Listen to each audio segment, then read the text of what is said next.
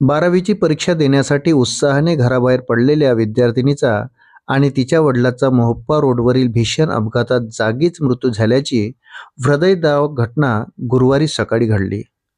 Umred police Thane हद्दीतील MIDC पुलाजवळ झालेल्या या अपघातामुळे संपूर्ण परिसरात शोककळा पसरली आहे. या दुर्घटनेत आणखी एक विद्यार्थिनी जखमी झाली असून तिच्यावर उपचार सुरू आहे.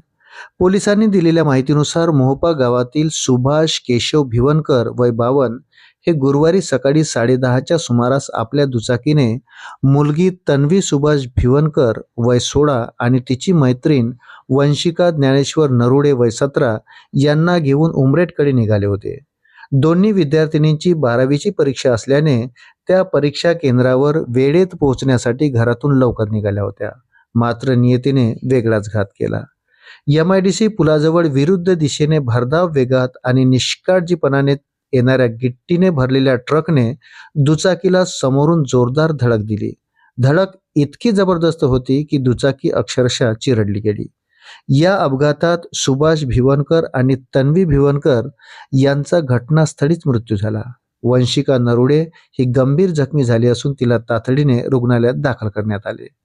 12वीच्या महत्त्वाच्या परीक्षेसाठी निघालेल्या विद्यार्थिनीचा अशा प्रकारे दुर्दैवी अंत झाल्याने मोहोपा गावासह संपूर्ण परिसरात हळहळ व्यक्त केली जात आहे.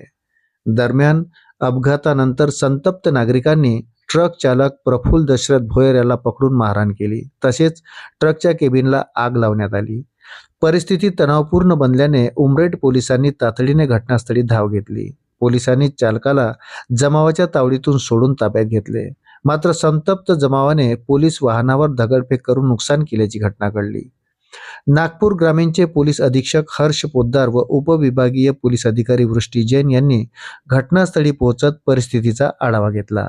अतिरिक्त पोलीस बंदोबस्त तैनात करून परिस्थिती नियंत्रणात आणण्यात आली. या प्रकरणी उमरेड पोलीस ठाण्यात ट्रक चालकाविरुद्ध गुन्हा दाखल करण्यात आला असून पुढील तपास सुरू आहे. अशाच प्रकारचे नवनवीन अपडेट बघण्याकरता व्हिडिओला लाईक करा आणि चॅनलला सबस्क्राईब जरूर करा. धन्यवाद.